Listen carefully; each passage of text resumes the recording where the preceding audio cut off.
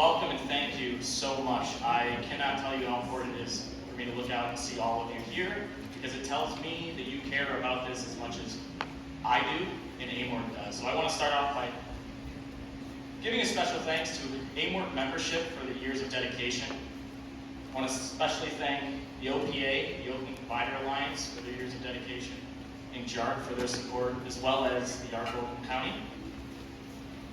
And a very special thank you to Representative Sharon McDonald, who's here tonight.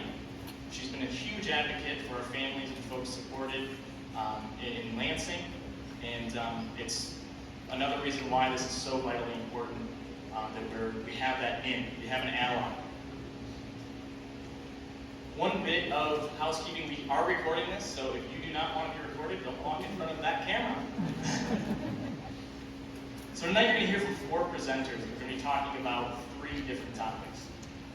We're going to be talking about how we got to where we're at today and the repercussions of inaction. We're going to be talking about the funding problem in Oakland County, the diminishing supports in Oakland County, and the direct support professional crisis that we continue to be in and are now at critical mass. But first, I have to say that I am truly honored to be a part of AMORC, which has been around since 1975, and truly privileged to be a part of this disability community. I'm a huge proponent of gentle teaching or positive supports, and I have to be really transparent and a bit fragile with you right now. I thought maybe I wasn't the right person to even lead this as the president of AMORC, because I don't have someone in my family that's receiving supports. I'm not receiving supports. I don't even have children. But I love the people that are receiving supports in their families. And I love the supports that we've had for so many years. And I want to maintain those supports. 18 years ago, essentially, to the day, I started my journey as a direct support professional at New Gateways while I was still in Birmingham. And the reason why I'm here today is not because of the pay, but because I had the opportunity to connect with other human beings. Human beings supporting human beings is essential and is the essential definition of community. I had a chance to fall in love with people. I had a small community myself. I didn't have a whole lot of support. But supporting others showed me how important having a community around you is. But unfortunately, that's not necessarily the case for a lot of DSPs.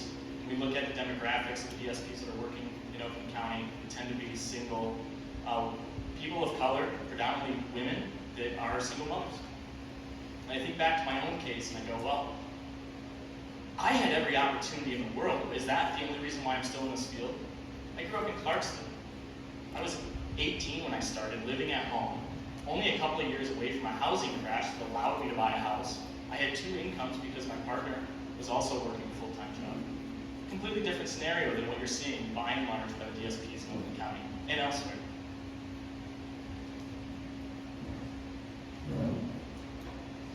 As you listen to the presenters tonight, I want you to think about something. While you're thinking about what you're writing on your cards or what you're going to say on the microphone, remember this. Oakland County is the 4th wealthiest county in America. I'm going to say that one more time. Oakland County, the one you're sitting in right now, is the 4th wealthiest county in America. America has 3,143 counties. There's only 3 ahead of us. Are we going to allow decision makers to tell us that our supports and services that you're experiencing, your family's experiencing right now is adequate? I'm not going to. AMORC's not going to. And so what I need from you all tonight is core people that are willing to collaborate with groups like OCHN, meet with groups like OCHN, collaborate with groups like MDHHS, meet with MDHHS, go to your legislators and tell them, we're easy to ignore. We're super easy to ignore, but we're done. We know the facts, and we're done.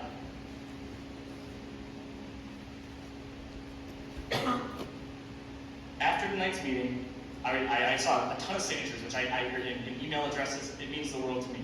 You're going to be getting communications from me, maybe even to an annoying amount. But I ask you to join me. And I ask you to ask your neighbor to join you. And your neighbor's neighbor, and the guy at the gas station. Our people are done being ignored. The IDD community has had enough.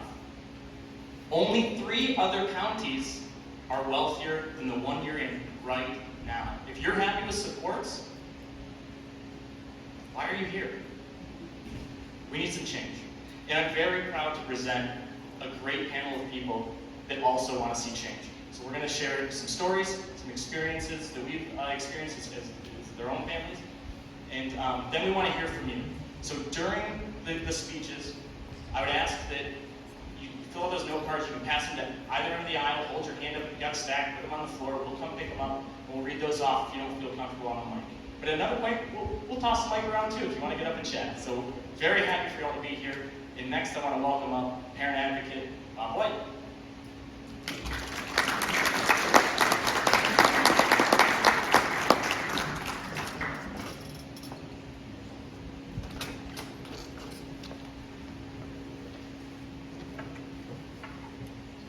Well, as Zach said, my wife and I have been advocates for, my oldest son is 54, so we've been advocates for 50 years. And there's pioneers in behavioral health in this room tonight that have advocated longer than we have. So they have really helped pave the road. Where we're at today is not perfect, but the energy and the advocacy that they put in helped get us a long ways. So tonight I'm going to speak about Oakland County's behavioral health system. I asked it in a question: is it overspent or is it underfunded? And you have a handout that you can look at as I go through this. I'm not a good speaker, so I'm going to read from this, but you'll have a chance to take that. I am going to make a couple corrections as we go through that are show you that I'm fallible, but you can make notes. So it is critical in my mind that all behavioral health system stakeholders work together to arrive at an accurate response to the above question, and then develop a sustainable action plan to resolve. And again, that question is, are we overspent or are we underfunded? Many of you in attendance likely have as much or more knowledge as I regarding the information I will present. That being said, or if there are any fact checkers in the audience, if there's an inaccuracy in any of the information that I do include in my narrative, I would appreciate your input to correct it. Background: the behavioral health system in Michigan is funded for the most part by federal, state, and local dollars. Federal and state funding is managed in Michigan by the Health and Human Services, or MDHHS. MDHHS uses a rather complicated formula that I won't begin to try to explain, mainly because I don't clearly understand it myself. And they use this formula to determine the amount of federal and state dollars that are then passed down to each of 10 prepaid inpatient health plans, who are responsible for managing behavioral health programs and services across the state.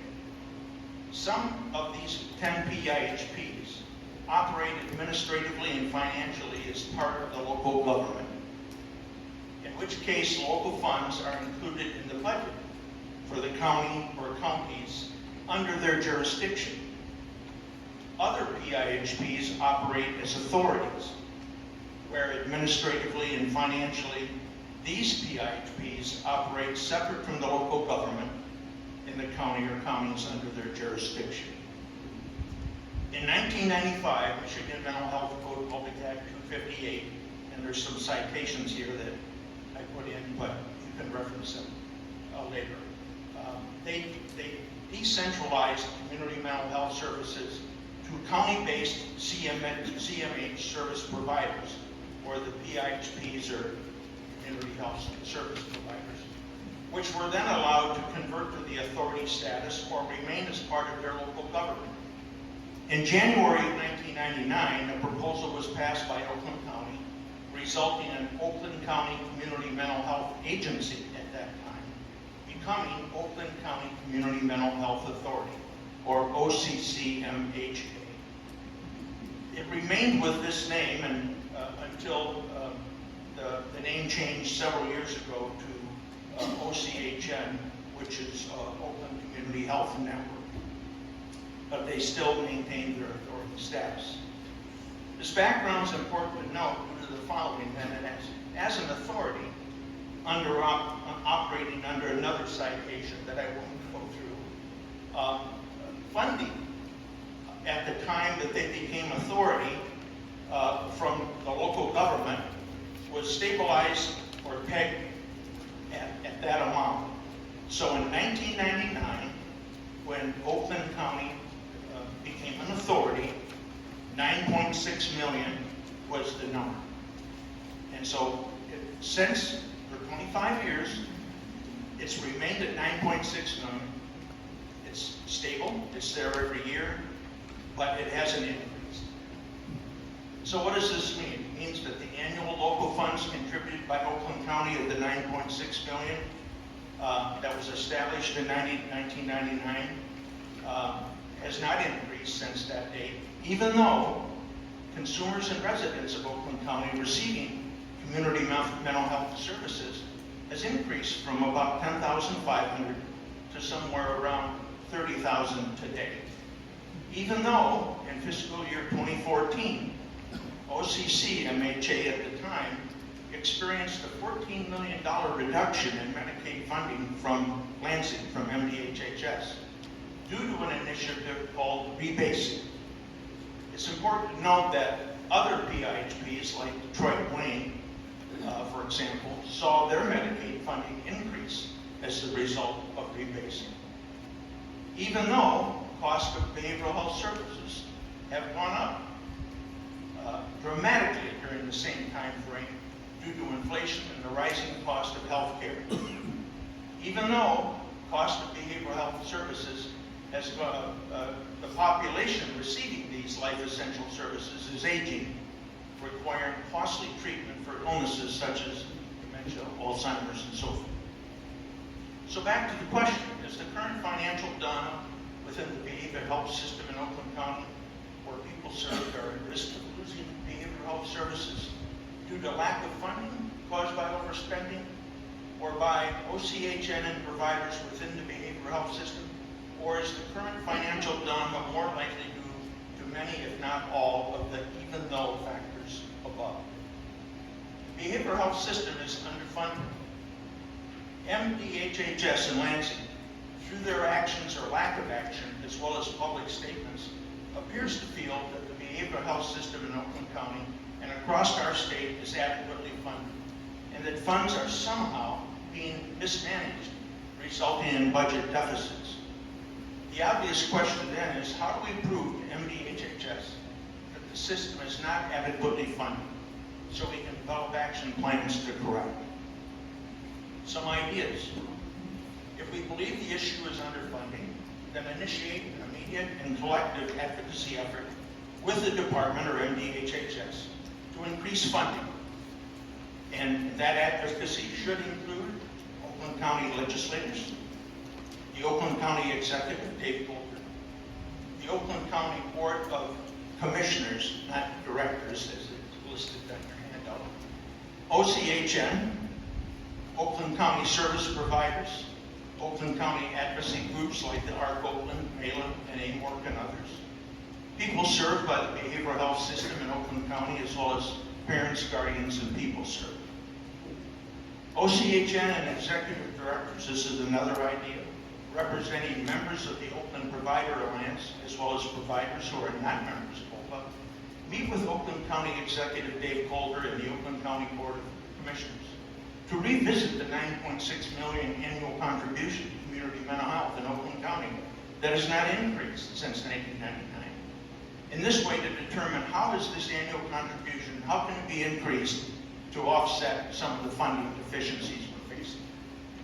Another idea, OCHN and executive directors representing members of the Oakland Provider Alliance and others meet to discuss administrative and other redundancies in the current behavioral health system that, if addressed, could result in cost savings to be redirected towards such critical needs as direct care, wages, transportation, and other needs.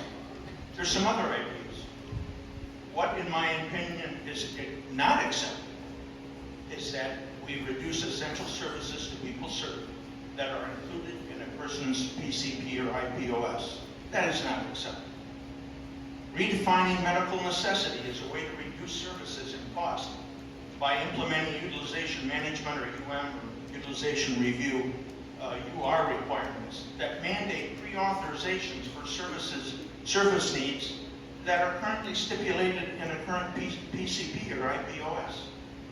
Having waiting lists for essential services and supports like vocational and skill set training, transportation in independent living settings. Waiting lists just aren't acceptable. The Michigan Constitution clearly states, consistent with Section 51 of Article 8 of the State Constitution of 1963, services for the care, treatment, and rehabilitation of those who are seriously mentally disabled shall always be fostered and supported.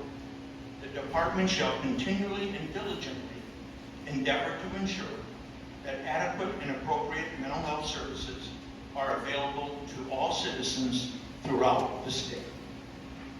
Thank you.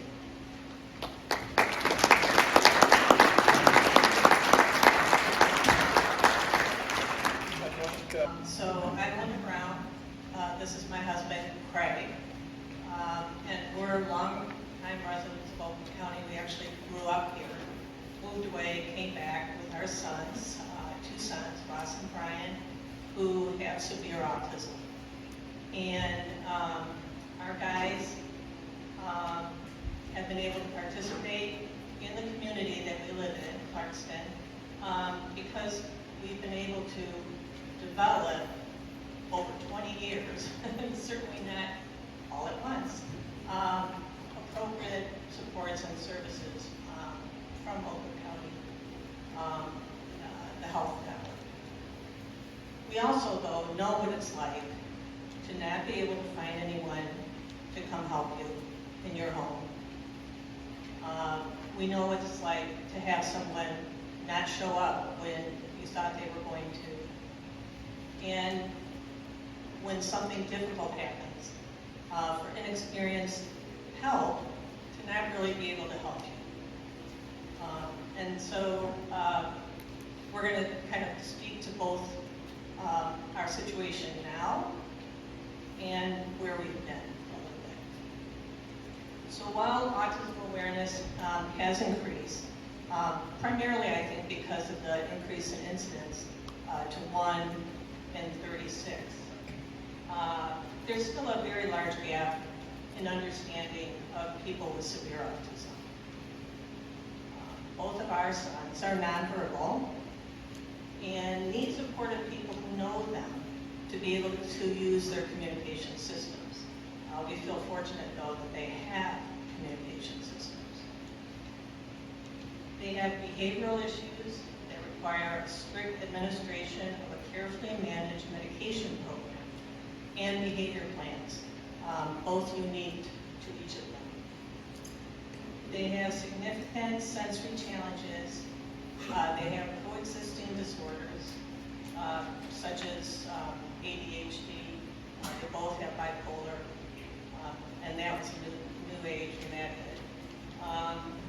One of our sons has a seizure disorder, and we almost lost him twice to that, as well as being self-injurious and occasionally aggressive if their needs are not being met. Despite these great challenges, they now have meaningful adult lives. They have lived in their own home for almost 16 years with 24/7 support and with another roommate, so three men living together, same 3 guys all these years. They are on an all-star Meals on Wheels team for Holly that they have run for at least 10 years. And they worked through the COVID pandemic, so they were essential workers. As many of the people who do Meals on Wheels are older, and they were asked not to work. So they had a humongous route that they got up and happily ran every day. they have both matured just incredibly in the 16 years that they've lived in their supported living situation. Because they were not going to do that at home. I don't know about all of you, but for us, with our guys, it was like, no, these jobs are all yours. That's what parents do, isn't it? Everything.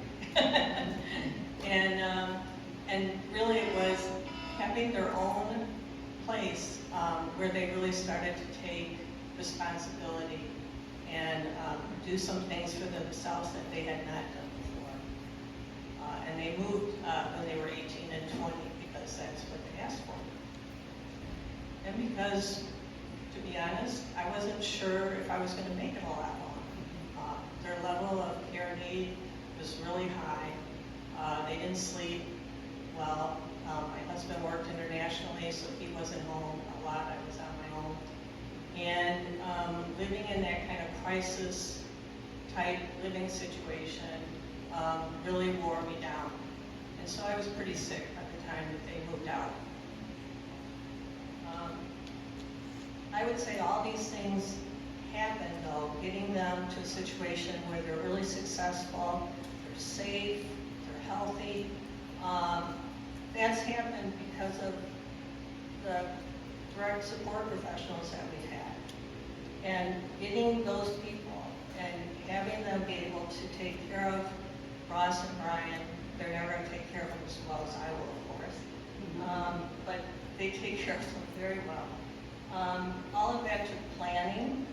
It took documenting what happened when we didn't have help, and really strong advocacy for each of them because they're very, very different. And all I had to do was give up my job as a lawyer and put everything I had into making sure that that happened for them. And I'm lucky. I could make, that was a choice.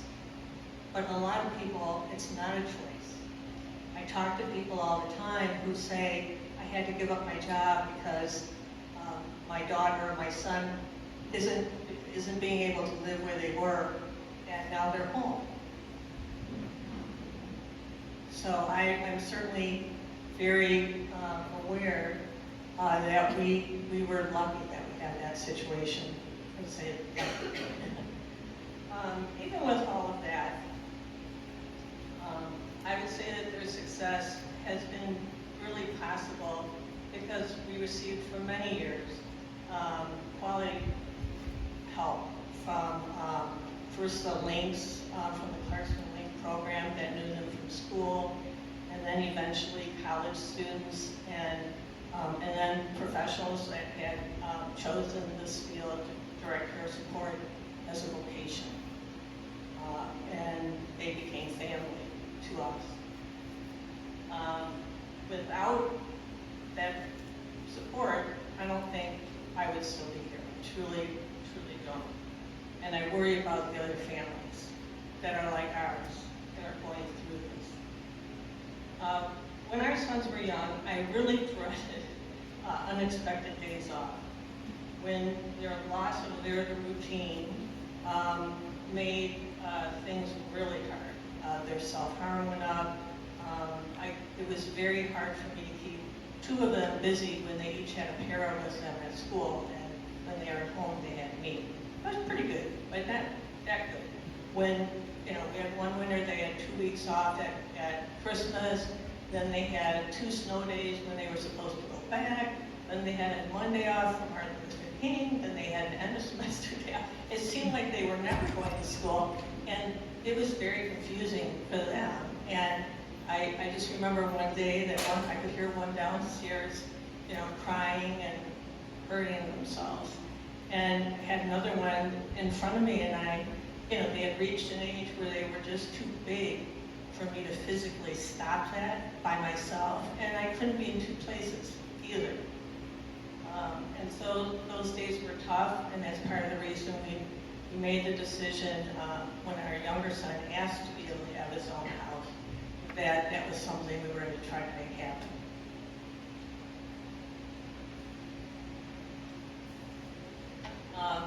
Just a couple other examples, I guess, for people that may not know what it's like, for families like ours. After years of taking Ross and Ryan to a doctor in Ann Arbor, about every other month, sometimes every month, by myself. Again, they got old enough that one day when we were coming home, the thing I always dreaded to happen. And the one that was toilet trained, go to the bathroom. And the one that wasn't wanted his french fries. And I couldn't leave him in the car while I took the other one in. So I took them both in, and nobody was happy. And, you know, one of those situations where you worry that someone is going to call the police. Fortunately, nobody did. So I learned the lesson of talking about what was happening really loudly so people knew what was going on. But after that, Craig had to take that day off whenever we did that, because that was the only way we could do it. A few months into when they moved into their supported living situation, we had a brand new manager, we had a number of new staff, we had some staff that had worked with them at our home and knew them very well. And I had asked that they not have a shift without somebody who knew them. And that election night, we were out helping and we got a call, and 3 staff, none of them who knew them from before, and Brian had eaten all day, and he didn't always know when he needed to eat. So we walked in the door and he probably kicked himself in the head with his knee 4, 5, 6 times before we could take 2 steps. It was pretty brutal. And they were just frozen. We got into the situation, we tried to get him out of the place where all the hard surfaces were, and got him into another room. We were able to get some rice cereal. It turned out he had problems with his wisdom teeth. But by the time we were able to figure all that out, he had created a hematoma around his entire head. And it took over a year for that to heal. So pretty scary right from the start for us. But again, all of us, I think I talked to a few parents as we were mingling earlier, it's up and down, right? It's, we go in and out of those situations. That's just our life. But people outside don't realize that. So, even with good supports, we still sometimes have close calls. The guys have been doing really well. We finally have been able to take some mini vacations with them. It's been a long time since we've been able to do that. And we were at the butterfly garden at Meyer Gardens and taking some pictures, and Brian was really happy, and I was happy. And he was sitting next to me, and I gave him a little hug. And I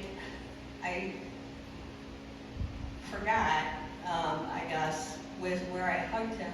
He had emergency surgery last fall where he lost 2/3 of his colon because it flipped.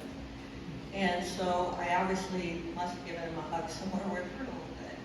And so I got it back. And, everybody kind of just flew into what we had to do to get out of there. It was, close quarters, lots of older people, lots of kids. But we were able to get out, minimal damage to any of us, no lasting damage, and nobody else hurt. And we went on to have a great evening together. But that's what I want people who maybe don't know what it's like for families like ours to know, is that that's what we can have, right? We can have a chance to be out in the community and have our kids do things that other people just take for granted. But we have to have the right people trained and with us to make that happen. Because of our experience with diminished or just unattainable supports when we couldn't find anybody, even though we had budget, we had no people. and our son's success when they have the appropriate level for support. We're really deeply concerned about the current funding deficits at OCHN, Easter Seals AMORC, who are our provider. I'm not as familiar with CLS, but I can't imagine that things are different there. The funding cuts that have recently occurred in Oakland County to some vocational providers that have led them to shut their doors. And I believe I think Don's going to talk more about it, but 239 people who had something that they did with their day every day for 5 days a week or thereabouts, and all of a sudden did not. The direct care staff that support our son makes it possible for them to have a quality of life. They are trained, compassionate, and make personal sacrifices to do their job well.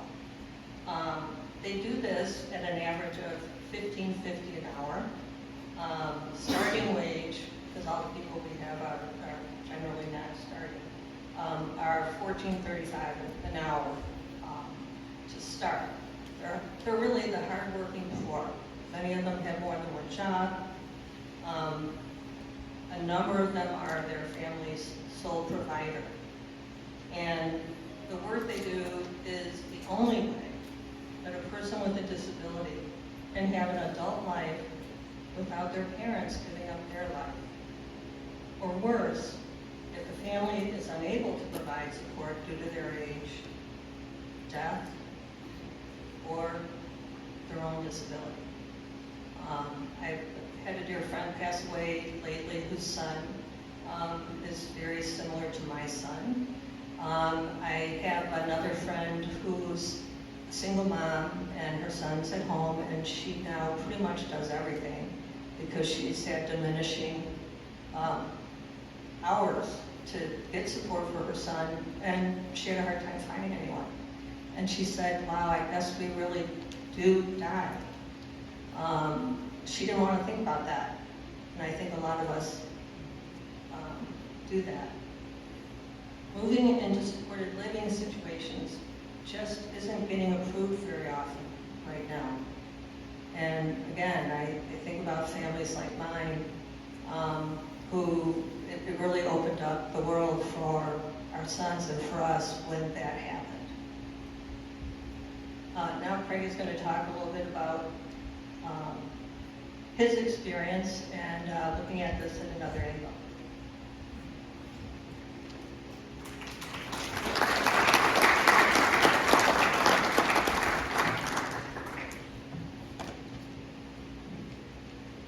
Readjusting.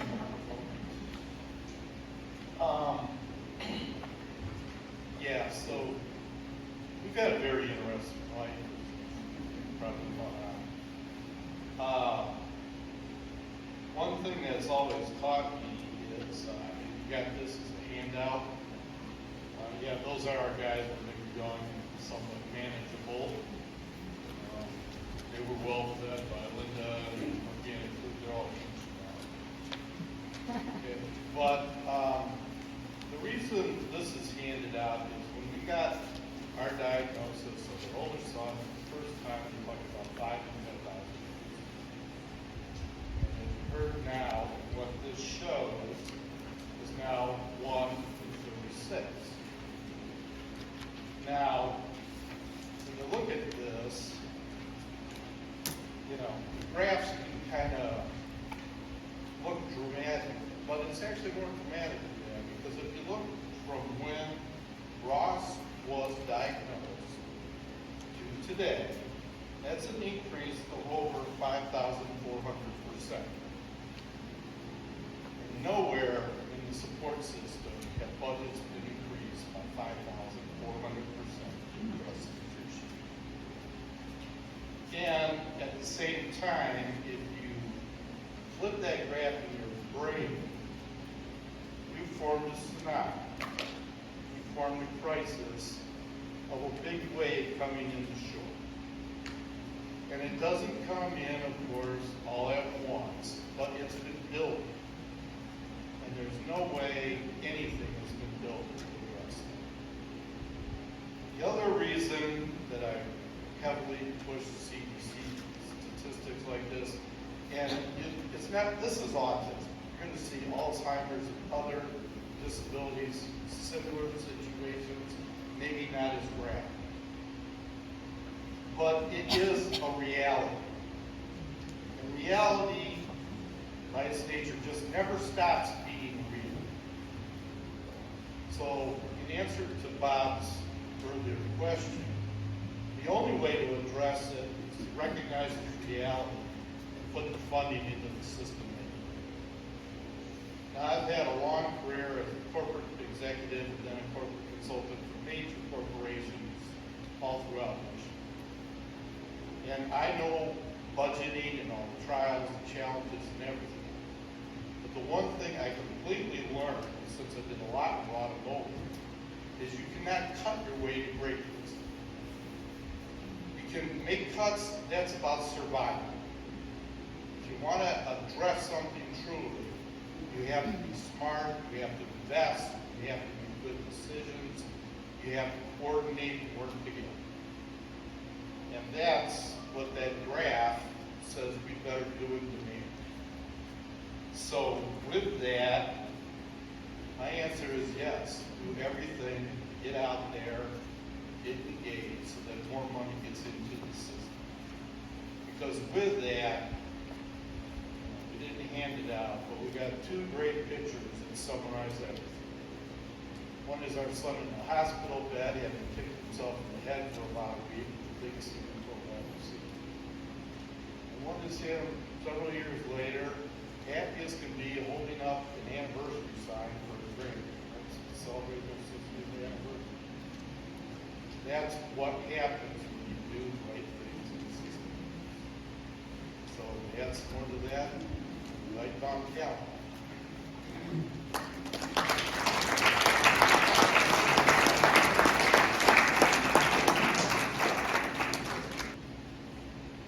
Thank you so much, Craig and Linda.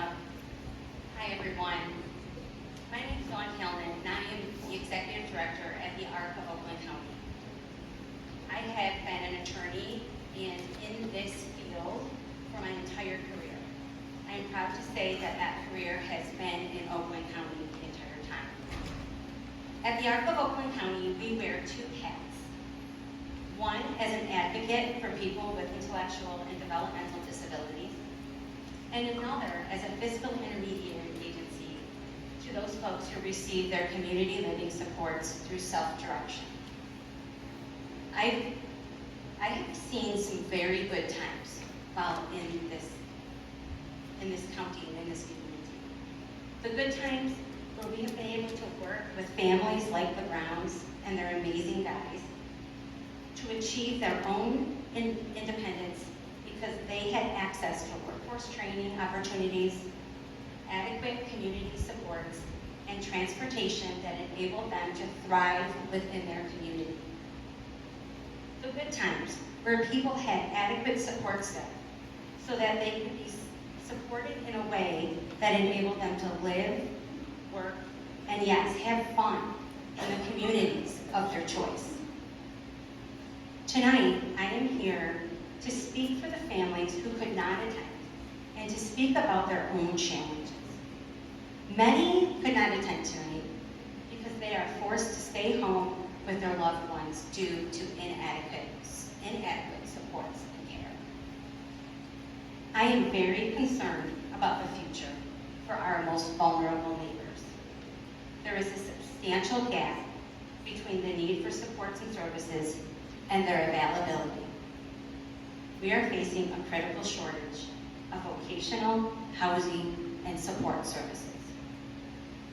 We are a county who has always prided ourselves in not having waiting lists. In every aspect of a person with a disability's life right now, there is a waiting list. Over 100 people are on waiting lists for every vocational provider that we spoke with. As Linda mentioned, we have learned that there are 4 providers that have had to close their door due to staffing shortages. And yes, that left 239 people who were otherwise receiving those services to be displaced. Many people have been forced to decrease their workforce training days from 5 down to 2 or 1. You won't find those people on any waiting lists, but they too have been significantly impacted by the lack of funding. Numerous folks are waiting for safe housing outside of their parents' home, and many more are simply waiting for direct support professionals to help them in facilitating their independence and participation in the community. Let's face it, insufficient reimbursement rates have led to low wages for those who provide home and community-based services. We cannot attract enough direct support professionals due to this. Because of this, many depend on their family caregivers. As Linda mentioned, some who have had to leave their jobs, often causing major economic distress for their for their family. These are the bad times. Day in and day out, the ARC team meets with families who are exhausted, frustrated, and feeling isolated and defeated. What do those adjectives remind us of? They remind me of the words we were all using during the recent COVID pandemic. As lockdowns and social distancing measures were implemented, every single person in our community was found confined to our homes, grappling with the sudden changes in our daily lives. We lived in fear for our health, and we lived in fear for our safety. Parents, all parents, had to adapt to working from home while simultaneously taking on the role of caregivers and educators. This dual responsibility placed immense stress on families as they navigated the complexities balancing professional duties with the support needs of their children. This experience of isolation, fear, and disruption in routine mirrors the everyday life of individuals with developmental disabilities who are not properly supported. Just as the pandemic forced families into isolation, individuals with developmental disabilities often face social isolation and a lack of adequate support services in their daily lives. Many people are not thriving, and they are far from it. We call upon our funders and legislators to take decisive action. We urge our leaders to allocate sufficient resources to ensure that individuals with intellectual impairments and developmental disabilities receive the comprehensive support they deserve. We have heard discussions about deficits and the need to cut grants. This is not a time to reduce the already inadequate funding to our system. This is a time to come together to solve this emergency. The ARC will continue to stand behind every person in our community who is receiving inadequate supports and services, and we could not do it with all of you who came here today. Thank you so much for all that you do, and please continue to advocate and share your stories. I believe that people are listening. Thank you. I would like to call up Bob Stein next to give an overview of the direct support professional crisis.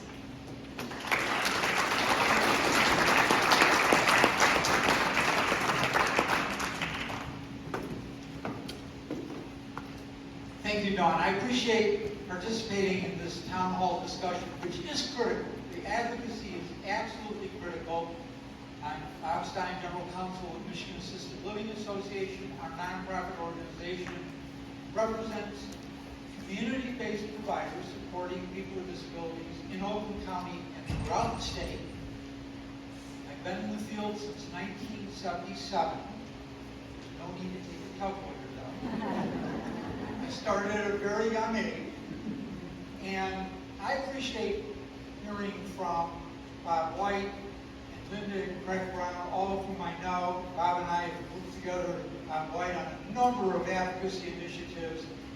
And to me, at least as I'm listening to it, the message is with phenomenally committed family members and great strength and resolve and somewhat adequate funding, there can be great success and improvement in people's lives. The other message to me is how fragile the system is. And for the association, our predominant issue is the workforce crisis. We testify in appropriations hearings, when we meet with the department, when we meet with OCHN or other local PIHPs throughout the state, we do use the word crisis. And to give it a statewide perspective, there are approximately 50,000 direct support professionals who provide services in the community mental health system. Living supports, personal care, skill building, supported employment, approximately 50,000 direct support professionals. Sometimes direct care workers is the terminology. We don't think that's the preferred terminology, but that's the language that's in the budget bill that the legislature adopts. But we're talking about direct support professionals who are critical to the lives of people who are receiving those supports and services. And to give you a sense of where we're at in terms of the current budget with respect to advocacy, the budget will be concluded by the Michigan legislature by July 1st. There's almost no possibility it's going to be extended beyond July 1st or a couple of days after July 1st. But it's an election year. They want to complete the budget. They want to go to the districts and campaign. I hope we just sound so cynical. There's also technically a statutory deadline of July 1st on the state budget for the next fiscal year, but it can be extended. In any event, where we're at right now is that the department budget, the NPHHS budget, which is being considered by the legislature, continues the funding for the previous wage increases. Because we have a separate issue in Oakland County with regard to the most recent wage increase, but overall, it continues the funding for the previous wage increases. There is not a recommendation for another staff wage increase for, I think, two primary reasons. One, now that we're post-pandemic, all that federal money isn't with us that was there before. That was really the impetus for the $2.35 per hour wage increase. It started at $2 per hour, all federal money, and then we did persuade, collectively, the legislature to convert it to Medicaid money, which is about 2/3 federal funding. So one issue is there's less funding, but you could argue it also comes down to what are the priorities. There's still a lot of money in the state budget. It comes down to priorities. I think the other issue is that key legislators that are involved in the budget process, I think they're looking for a different strategy going forward from these wage pass-throughs. The advantage of wage pass-throughs is the legislature knows here's how much money we're appropriating, hundreds of millions of dollars, here's the amount of the wage increase. As all of you know, there are a lot of administrative challenges to implementing those wage increases. So I think going forward, we're going to see the legislature looking at other strategies with regard to strengthening the workforce and increasing the wages. But at this point, in terms of specific wage pass-throughs, barring some unforeseen circumstance over the next few weeks, and anything could happen, we still encourage you to contact legislators. The decisions are not final until they're final, but our sense is there's not likely to be another staff wage increase, a new staff wage increase in the new fiscal year starting October 1, 2024.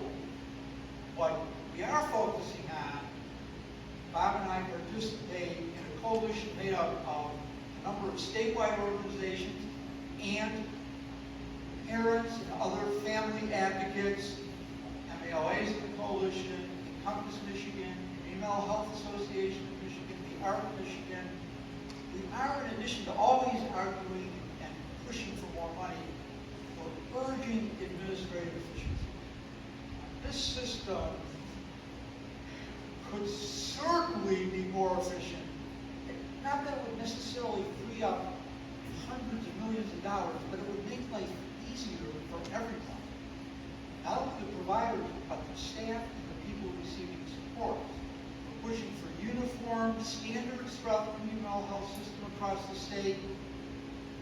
A number of areas. One of them is documentation of services.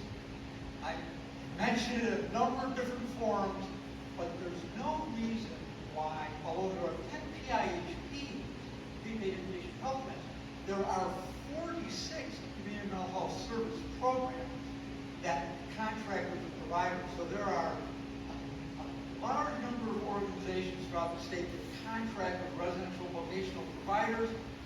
And it's all over the map. In some counties, services have to be documented. It's like a thesis. In others, it's much more reasonable. We're saying to the legislature and the department, this doesn't seem that complicated. Why don't we just provide a template on what's minimally necessary to document services?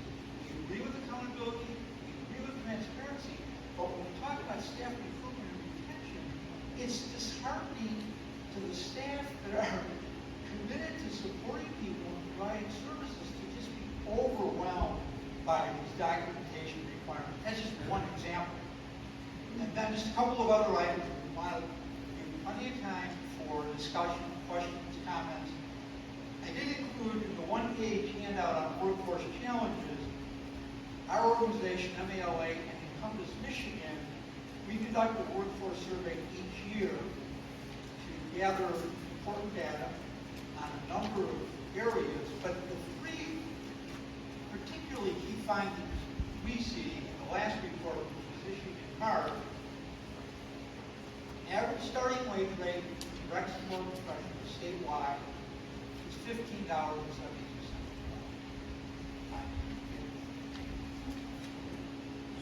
Alarming, just alarming. It's amazing that we put this together as well as we do under all these funding challenges. Average turnover rate, 35.9%. All of you know, it's that direct connection, the relationship between the person receiving support and the staff person, the constant heavy turnover that certainly impacts the quality of services. And then finally, and maybe in some ways the most telling statistic is open or unfilled positions, staff vacancies, 18.2%.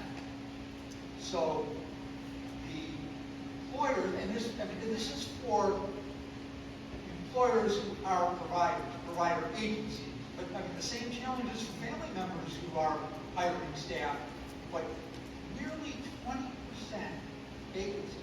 What does that mean? It means that many staff are working a lot of hours, there's a clear fatigue factor, and it exacerbates all of our challenges with regard to the workforce. Final point, some good news. I'd like to end the comments on some good news. The prepaid inpatient health plan, OCHN, is one of 10 in the state. Wayne Integrated Health Network, Oakland County Mental Health are two of the other ones. And those three entities are the only PIHPs that receive the Medicaid funding, and there are also community mental health services programs that receive the general fund dollars. Elsewhere in the state, that's done through separate sources to the PIHPs and the CMHSP. There was a rate adjustment, an increase to the PIHPs. It was implemented April 1, 2024, but it actually is a full year increase. Over the next last 6 months of the fiscal year, there will be additional money to make up the first 6 months of the fiscal year. So it is in fact a full year rate increase to the IUPs, and it's based on two factors. There's an extensive report that Bill Lament issued, which is the actuarial firm for the department, and it's one based on the unanticipated level of reduction in the number of persons who are eligible for Medicaid.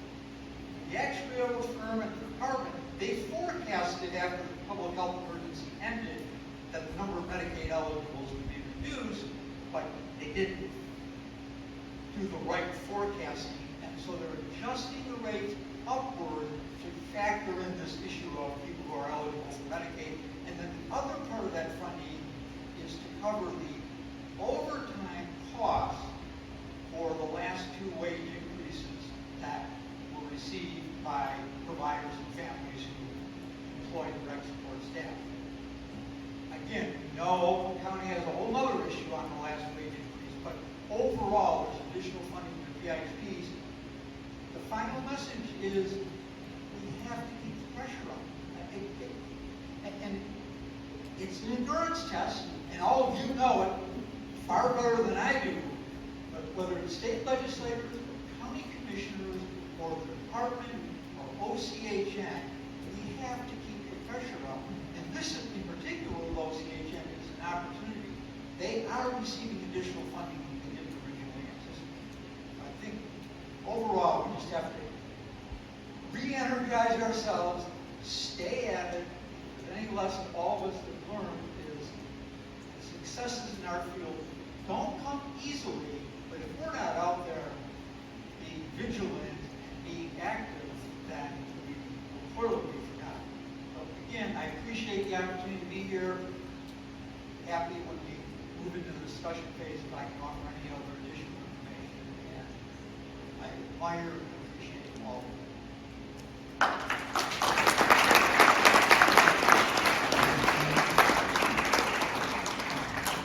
So at this point, we're going to pass the mic and also pass the cards. If anyone has cards, if you'll send those down to the ends of your aisle, we'll pick those up. But we'll start, we'll have all the folks that spoke head back up to the stage. Bob, don't get too You want us to go bigger? Yeah, sure. Sure. It's your workout for the day. Is there anyone that would like to make a comment? All right.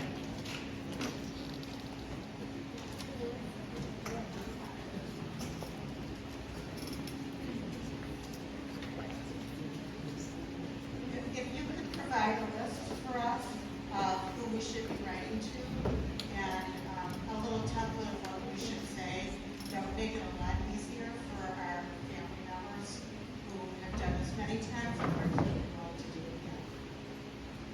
Absolutely. So we're jumping to what I was going to say at the outro today, which was our website is going to have, or does have currently, templates for letter writing. It's got a great tool to use. You put in your address and it tells you exactly who to write. And we're going to provide everything there for you to reach out. If you signed in with our email address book out there on the entry tables, I'm going to be emailing you ways to do this. Make it nice and easy. I'm looking at one-click government movements and whatnot to keep everyone connected and mobilized. I'm hoping to be organizing some meetings in order to get more of you to come out in conjunction with providing agencies, in conjunction with OCHN and MDHHS. Right, you made the mistake, you asked for comments, and just wanted to say to the people in the room, and I'm sitting here with my colleagues who are also provider agencies, and when we talk about families being exhausted, we feel it because we're exhausted. During COVID, I kept an air mattress in my car because it allowed me to sleep in a home in a spare room in between filling shifts, because we don't have a choice. The same thing again as families. There's no option to leave people alone. And going into a year of flat funding and looking at another potential year of flat funding, what we want people to know is we don't know how we're going to keep doing this, let alone our staff, let alone, again, as Zach said, our families who are saying, how long can you keep doing this? How long can the phone keep ringing at 2 o'clock in the morning, 1 o'clock in the morning, 6 o'clock in the morning? So again, to every single family member out there, we feel absolutely what you're going through, but I think to any interested person, this is not just a crisis of families. This is a crisis of provider agencies, and when we talk about people closing down because of diminished funds, I think what we're also going to see, and I like to think that we're pretty fantastic people. I can speak for myself, I have an MBA. We are in this work because we love it. But what's going to happen to the people served, to the people with disabilities in Oakland County, when good people don't want to be in this field anymore?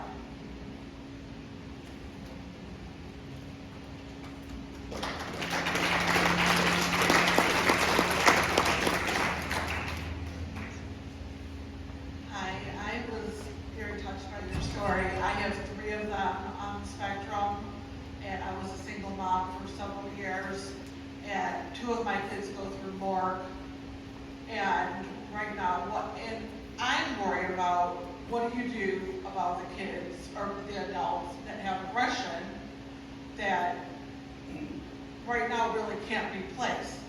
If there's like an opening in a group home and there's someone that has no aggression and then someone else that has aggression, well, of course the house manager is gonna pick the person without aggression.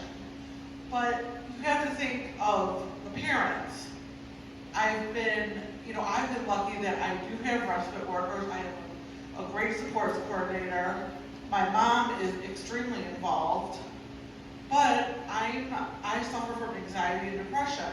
And I don't, like you said, I don't know how much longer I can do this for. There are multiple needs. My kids have a chromosome deletion, epilepsy. I've been to like probably every specialist you can go to. But I want to make sure my kids are placed when I'm still healthy. I don't want, okay, well, I have cancer, or okay, I have other issues, and then not be able to help them move. I have enough hours, I have enough workers, but the next step is making them be independent, and that's what I'm not able to do. And then also, like you said, dealing with your own issues, my own anxiety, my own depression. How can I take care of that when I have three adult children, and one of them that is, we've had to call the police, we try to get her hospitalized, we can't do that. So it takes, she even hit her grandma. So things need to change. And I'm joining AMORC again. I used to be a member of AMORC years ago, but then I kind of dropped out because I was just kind of dismayed with everything. But then I hear your story, and that's like success. So I just think they need to do more to realize what the parents, especially with multiple adults, go through, and they have to take that into consideration. Because I can only take care of these 3. The 2 of mine are stable, so they're fine. My daughter Haley, she's not. And I'm the target. And my husband this is the step-in, he was the target during COVID. He almost ended up in the hospital from her. So the stress level on both of us is just unbelievable. But I'm hoping that maybe something can change. Thank you so much.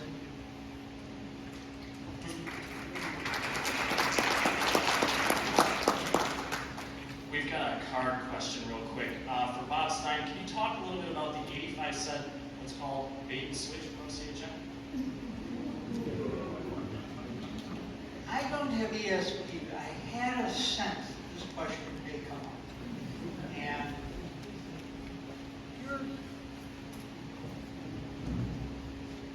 here's the saga as we understand it, and we would be the provider community. The legislature appropriated current fiscal year 85-cent per hour wage increase for direct support professionals, and they forwarded that funding to all the Medicaid PIHPs, including OCHN. On September 29th of 2023, OCHN informed its provider network, the providers are here tonight, that it was withdrawing a $1 per hour wage increase that was provided effective January 1, 2023, in a sense through OCHN's money. In other words, it wasn't a legislatively appropriated wage increase. All the money comes from the legislature through the department, but on its own initiative, OCHN allocated another $1 per hour wage increase effective January 1, 2023.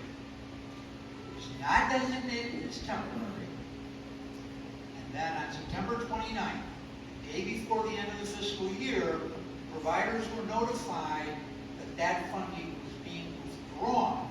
And OCHN was providing an 85-cent per hour wage increase,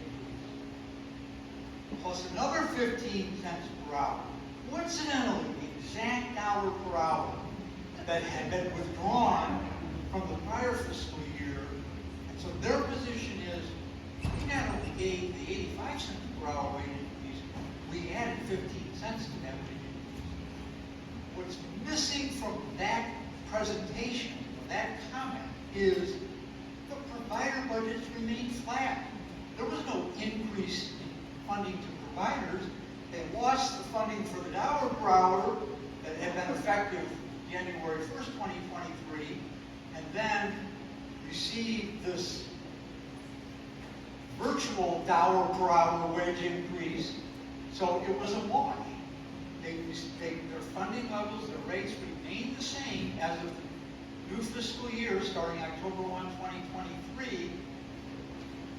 However, OCHN's position is, no, we passed on that 85 cents per hour that the legislature appropriated. Whether or not what OCHN did is technically permissible, it's a convoluted explanation, I realize. Whether it's technically permissible, I think that it is disingenuous to say the 85 cent per hour wage increase was passed on without giving the whole explanation, without explaining that the providers received no additional funding. Okay? I know it's a rather involved issue. That's my 2.5-minute version of the OCHN wage side. And maybe others have additional thoughts on it.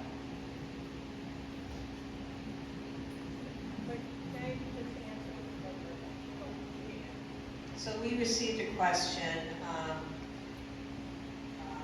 what I had talked about. You said that moving into supported living isn't getting approved very often. What is the basis for that, in your opinion?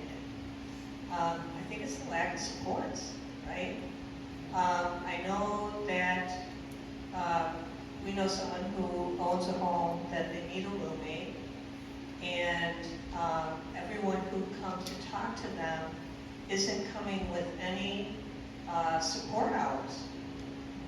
So when they move in, if they took that person, for instance, it would just mean less support for the people that already live there. And that's not much of a choice for, when you know that the people that live there needed that support. So I think it's what we've been talking about. It's like all these things are kind of are interrelated, right?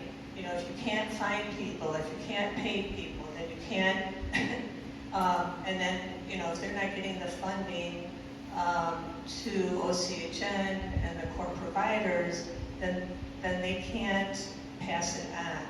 So, for instance, when we started planning for our younger son, Brian was the one that wanted to move first. He was moving from the children's waiver to the adult habilitation waiver. And we were told that was the best time to At that, this is back in 2005 maybe. That was the best time to try to plan for this, for him to move into supported housing. Because he was still going to have that support, it would be built into the budget. He was already identified as a person that needed a higher level of support. So some of those kind of advocacy things were working in our favor at that time. Again, I know, I used to run the Getting My Own Address program with community, or CHN, and that kind of folded because there was no budget, right? I feel for everybody who is ready and has been ready. They had COVID come in between, and now there's not hours to allow it. I think you can still advocate for it. It's just you need to make sure that the PCP has hours in there for that individual to be supported when they move into a living situation out of the family home.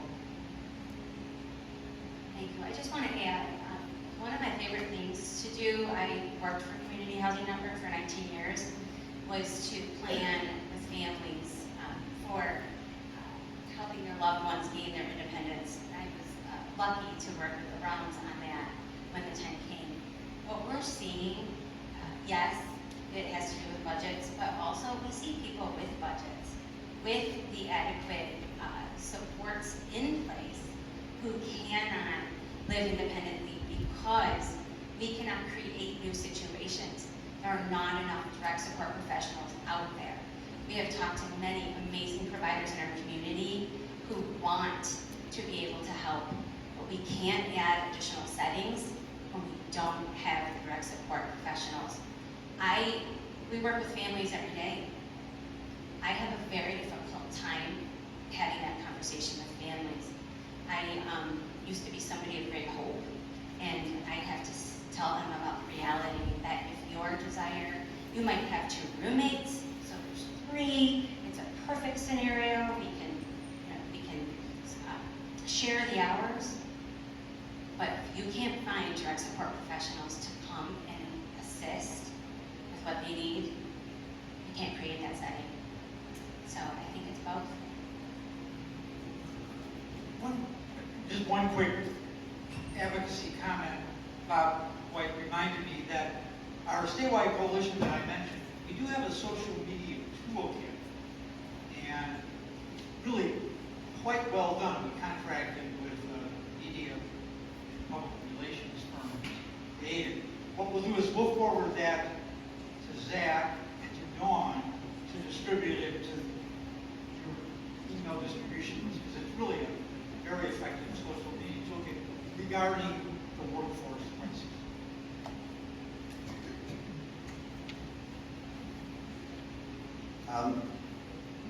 Having been in this game for almost 30 years, the many challenges that we faced, one thing that I have learned is look to the positive. I know it's difficult, I know it's challenging.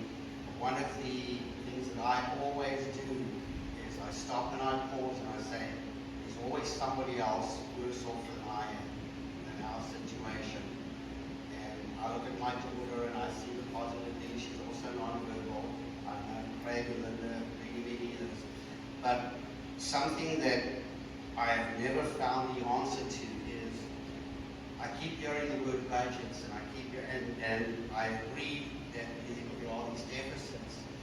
But what I've never heard is someone come up with, if you take an agency that provides support, has anyone really constructed a budget that they could then take to the legislature to challenge them and say, this is what we have, this is what we need, this is the amount of money that we need, and justify it with a spreadsheet or whatever and say, staff deserve to be paid this, training requires this, transport, whatever. I remember going up to Lansing when they had those walking a mile in my shoes, things like kids came from all over, the state, and I would watch legislators walk out of the Capitol and barely even turn and look at what was going on.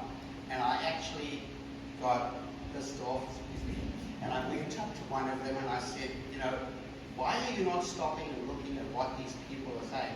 And one of them actually had the temerity to say, well, I'm late for a lunch appointment. Well, the problem I'm saying is, what can we do as parents trying to help our kids to get in the door to these legislators, but have a financial presentation that says to them, there are X number of people who require services. This is the amount of money you are providing in this current year budget. This is the shortfall. Why the hell are you allowing this? Why are you not stepping up?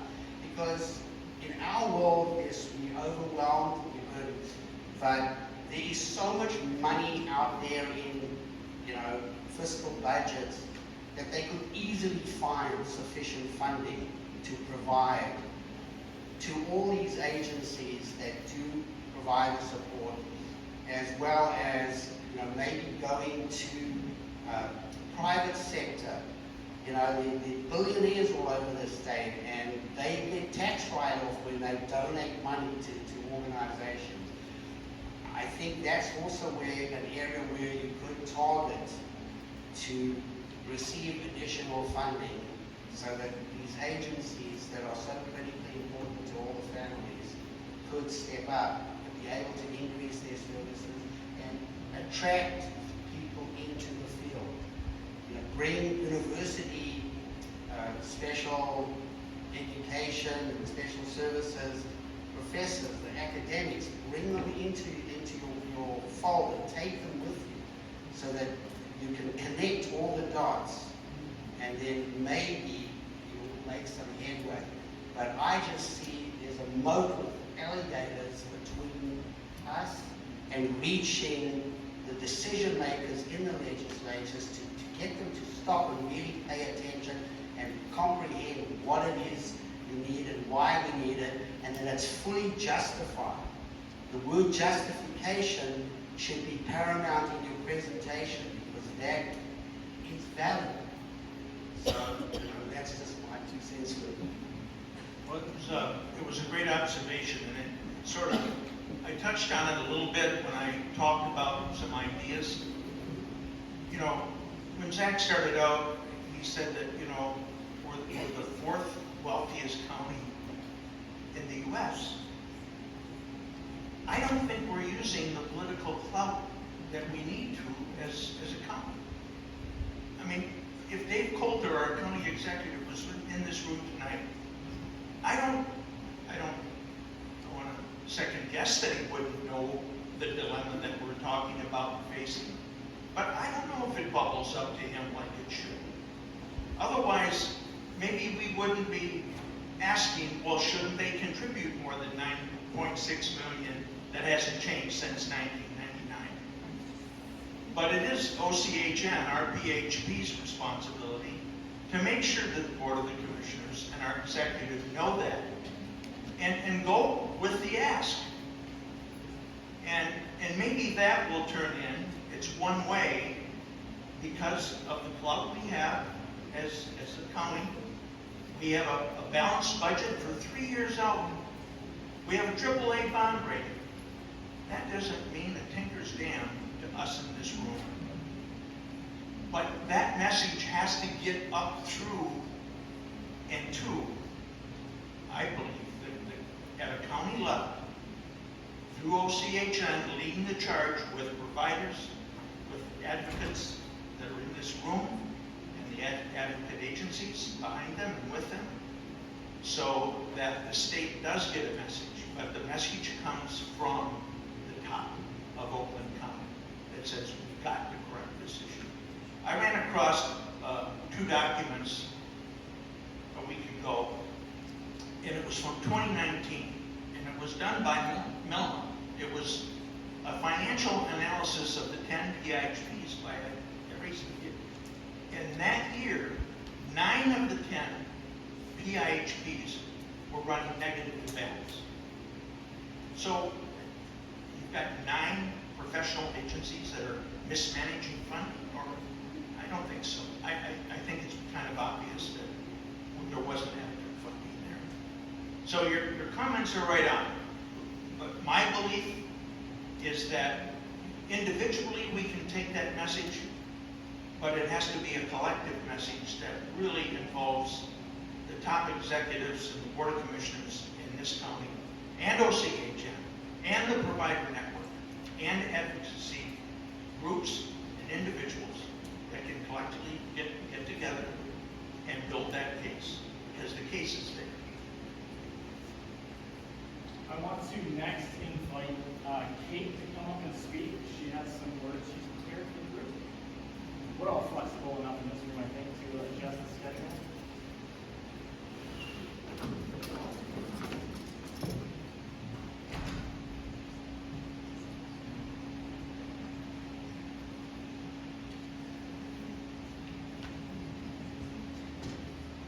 Hello, my name is Kate Coffin, and I work for the Arts of Oakland County. I would like to advocate for young adults that may have intellectual, developmental, and physical disabilities like me, that have special needs, so that we can live independently, and seeking the help from caregivers to get the help and having the opportunity to help the individuals become independent, to live independently, to be successful, to be able to work on their goals that they need and have in their homes. I believe that there should be more opportunities for the caregivers to serve any individual that has a diagnosis of any kind. So the caregivers are eligible to work and able to get paid through the government and Medicaid and Medicare. Let's take a stand for all rights so we are able to have caregivers to help us all.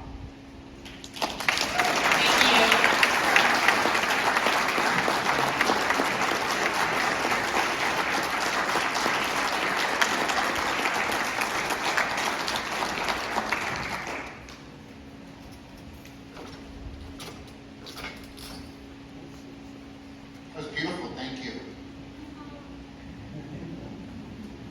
I did have a quick question with regards to paying for workers. I have a special needs son, Shango on the board of Jargon. It was brought up, I think, at one of the meetings that Wayne County is actually paying their workers more than Oakland County is. Maybe you guys could touch on what metrics, I know it was asked before, why would Oakland County have more funds to pay their workers? Wayne County would have more funds to pay their workers than Oakland County was. We're the 4th wealthiest county in the country. Can you explain that? It's an excellent question. The question is, why do these wage levels vary from county to county? And the answer, to a large extent, is that while the department provides the overall Medicaid funding to the 10 PIHPs, including Oakland Community Health Network and Detroit Wayne Integrated Health Network, the PIHPs have the discretion in setting the rates for the various services, whether it's community living support, skill building, supported employment, and how those rates are set and the levels at which they're set. They don't directly dictate what the wage level is for the direct support professionals, but in fact, 80% of the provider budget is going for wages and benefits. So the point is that the wage levels vary from county to county because the provider rates, the funding that the providers receive, the community-based providers, varies from county to county. That's the simplest explanation. Not necessarily satisfactory to us, but that's the explanation. So we should be calling it providers to raise our employees. Providers in Wayne County get a higher rate than we do. Even though we push out for people who work for us, they get, if we get $200 a day for minimum. Yeah, it's the variation in rates that the community-based providers receive from county to county throughout the state that results in this variation on wage levels. And of course, sometimes all these issues are interrelated. Some providers have different benefit levels than others. That may affect what the wage level is. So it's part of why the legislature wants to move away from this wage pass-through methodology. But it doesn't help, excuse me, what doesn't help is when the department in Lansing cuts $14 million out of Oakland County's budget. Just rough calculations, that's $2 an hour. Can you explain why that happened or why that rebasing process lost the rebasing calculation?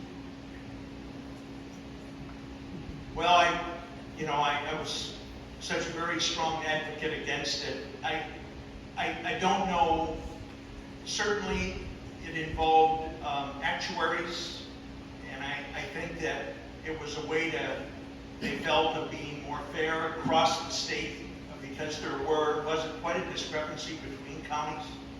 But I'll never forget, shortly after the adjustment was made, Detroit Wayne, and I was grateful they did it, they increased wages by $1.50 an hour.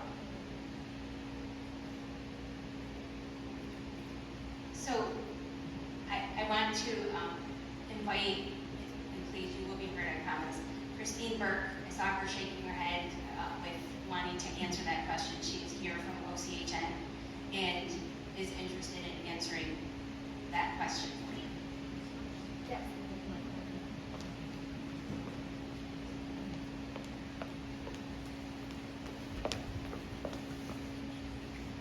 So historically, it's a little more complicated than just with the rebasing. The rebasing really had to be associated with Health Michigan being implemented.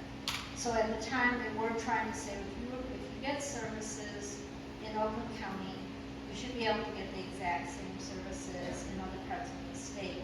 And so they were trying to put us all on the same level, with the assumption that Health Michigan would accommodate. So we not only lost 14 million would be the easy number. We actually had 40-something million in general fund that was reduced down to 10. The other thing that's statewide that was more significant was when a CMHSP or PHP does not use all of their funding, they call it relapsing. You give the money back to the state. During the time of rebasing, we would argue that just because a community could not use the funds doesn't mean it should be removed from the public mental health system.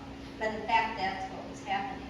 So during that rebasing period, the last time Al Bolter and I checked the number, $300 million had been lapsed back and was removed from the public mental health system, which was even more concerning from an advocacy perspective, that there was a year where we advocated when the budget was put in, the line went in that said, dollars, and Liz Bowers nodding, because she knows this too, it was very upsetting. A line went into the budget that said, if a PHP lapses back the dollars because they couldn't use it in their area, that those funds should still stay in the public mental health system. So at 10 o'clock at night, the language was in there. At 9 o'clock in the morning, the language was gone.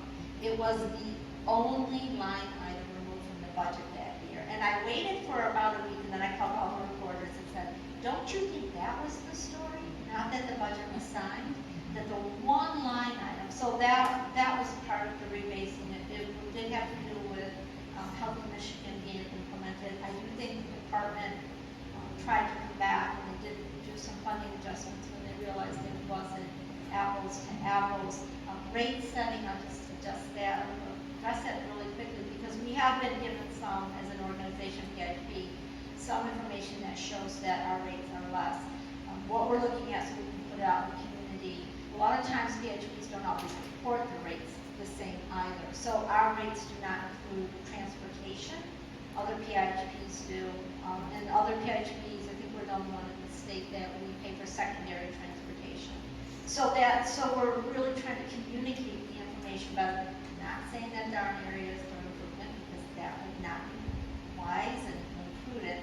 But that is why the rebasing took place, and that is why we see some of the discrepancies in the rates that we're hoping to change, so that it's more clear and people are looking at apples to apples in terms of information.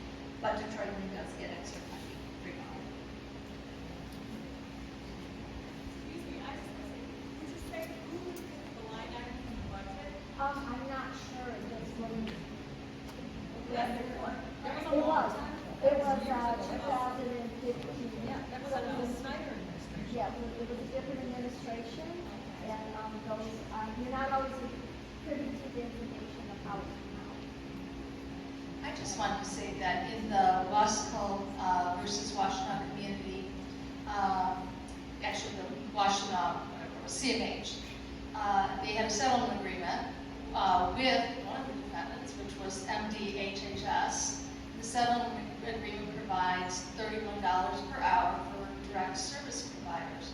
My question is, do we need more lawsuits like that, or is there going to be any kind of long-term impact or precedent as a result of that approval of the $31 an hour? Because we're nowhere near that. I just really quick want to say, no, I'll give it to Bob in just a second, but I just want to say we've been closely following Wasco for just briefly for the people who aren't sure what that is. There was a lawsuit in Washtenaw County, and it was related to people who were on the HAB supports waiver and receiving self-determination. Fast forward 10 years, and there is a settlement agreement being proposed. It is related to $31 per hour. I want to be clear that that doesn't mean $31 per hour that goes to the direct support professional, because there's overhead and other costs related, as well as breaking down the individual support that the person receives. That is specifically for people on the HAB supports waiver. However, we as advocates can use that as a springboard to show that if somebody saw the need for $31 per hour, why is that only for one segment of our population? So thank you for bringing that up. We intend to keep our eyes on that. We intend to use that as we go forward. I want to explain the issue quite well. One other limiting factor on this Wasco settlement, the $31 per hour, and it still has not been finally approved by the judge, there still has to be money appropriated by the legislature, but it doesn't apply where there's a provider agency. It's self-determination, habilitation supports waiver, what we would consider a direct hire situation. There obviously are a number of nonprofit providers that support people in self-determined arrangements, but the Wasco settlement does not apply where the additional funding doesn't apply where there's a provider agency. And then to the comment about business models, this is a perfect example. I mean, the rallying cry has to be, but that's the appropriate level, including benefits, $31 per hour. That should be the standard we're working on for the whole system. We support the Wasco settlement, but it really needs to be expanded to the entire system. It will apply to a limited number of situations. Thank you. I have a comment here, and I think it's a great concern. I am concerned with the lack of services and wait lists as a civil rights issue. I'm not sure who wants to comment on that comment on stage. If not, we're going to. I have a lot to say about waiting lists. We aren't supposed to have them. We are supposed to serve our most vulnerable community members, and so we aren't supposed to have waiting lists. And please, don't let anybody tell you we don't have them. We have them, and I do think that we need to advocate and speak about those waiting lists and find out what we can do to not have them in Oakland County. All right, so I myself have ADHD, and this is kind of related to the whole funding cut issue. But for about a year now, there's been an Adderall shortage going on at pharmacies everywhere, and it's made it a nightmare to get the medication that I've been taking since I was in middle school. To the point where right now I have to go 30 minutes out of my way to get it for a 1 month supply, and every month when I go there, I worry, oh my God, is this going to be the last month that they'll have it, or are they going to run out soon? And the thing is that like I think that I'm one of the luckier cases, because I know of a lot of people who haven't been able to get that medication that is kind of necessary. Like I've heard of people losing their jobs because of not being able to be medicated. People in school that are failing or getting kicked out, all sorts of issues, and like it's been going on for over a year, and it's kind of messed up. Thank you for sharing that. Quick comment. So FYI, although DSP wages have increased by 34 to 43% since 2020, OCHN admin has increased by 68% since 2020. And then we have a great question. I was asked this personally already. I hope to address it in my closing remarks. But in your opinion, what is the #1 strategy we can collectively advocate for to increase funding at OCHN and wages for DSPs?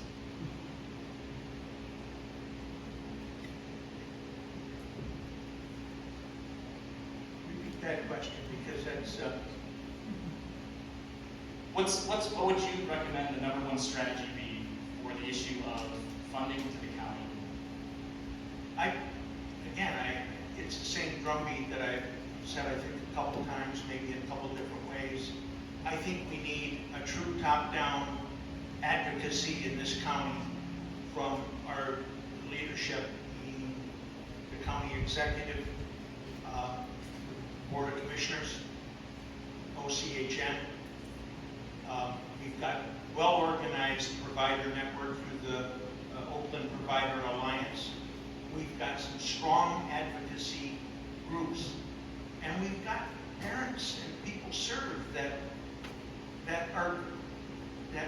can speak to how important it is and what it means. But fragmented, if we're fragmented in our approach, and it's the Bob White that goes to Lansing, I think it's lost. Someone told me once, I think it was Tom Kondrowski, that it's hard in our population to prove a return on investment. I think we should let Katie talk to David. I mean, that's the kind of interaction I think we need. And in his defense, again, strikes me as a very compassionate.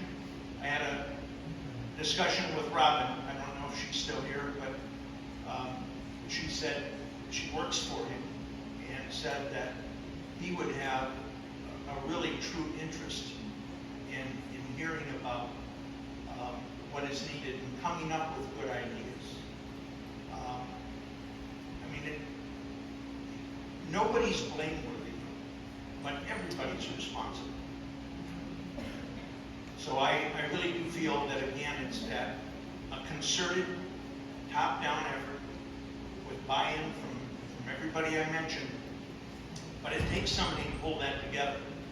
It can't be fragmented, because then the message gets diluted and our position gets negotiated away at budget time in Lansing.